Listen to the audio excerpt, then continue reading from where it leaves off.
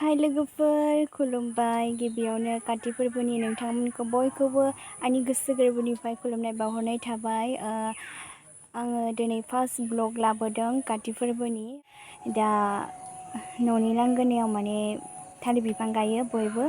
बेखौ आं बोरै साजायो बा बोरै खालामो आं नोंथांमोनजों शेयार खालामनो नागिरदों आरो जोंनि रायजोनि मन्दिरावबो आलारि बाथि लागायो। बेखौबो नोंथांमोननि सिगाङाव आङो देखायलांबाय थागोन।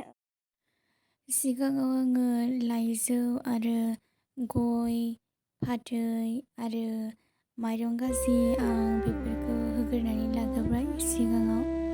बेनिफ्राय बिबार होनानै बेनि उनाव नायलांबाय थादो नोंथांमोना।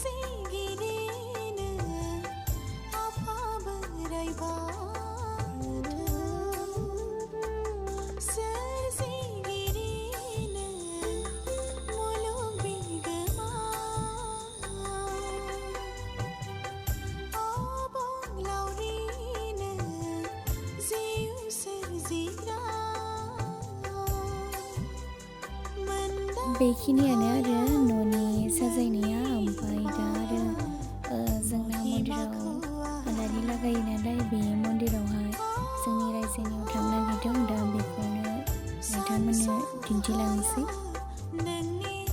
लोगोफोर, जोंना मन्दिरा बेनो गामिनिया। न'खराव जाखिनि मानसि दं बेखिनियानो आलारि फोजोंहैयो। आं जाखिनि हायो बेखिनिखौनो दिन्थिबाय।